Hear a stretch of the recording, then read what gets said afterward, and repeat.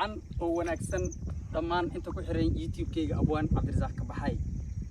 dhanka kamerada waxa iga saaciidayaa Cusmaan Dulnureyn Hebi aad u maasantahay hadda soo socoto waa xilli soon ah salaada casr baan tukanaynaa waxaan joognaa meel mii ah weel biyesan oo kamoor leh geedkan kamoor baa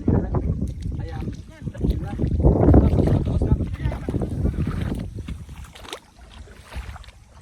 biyaha markay madow yihiin micnahooda waxa waaye inay dhooba lahayn ama ay wasakhaysneen sida u jeedaan biyahan waa madow waa biyo miir ah oo dhooba lahayn inta waxa ka shaqeeyaa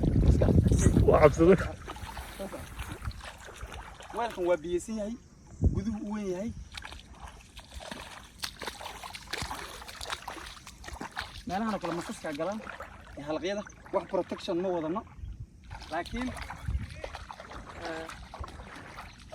soo jeedaan waa dhul qurux badan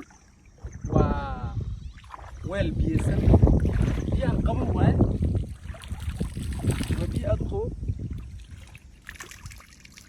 wadii aad qabo way u gaan hatta xurufta hatta geedaha hadda qorsatid waa udug waxaan dhan waa caadi in aan soo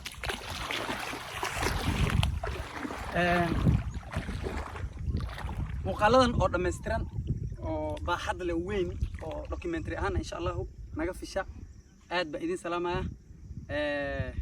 subscribe da YouTube Abwaan Cabdirasaaq baxay reerahan ku socono caawa neefka ka qalanayno iyo waxaas oo dhan waa la socon doontaan aad ba idin salaamaya assalaamu calaykum waraxmatullaahi wabarakaatuh wa maasantiin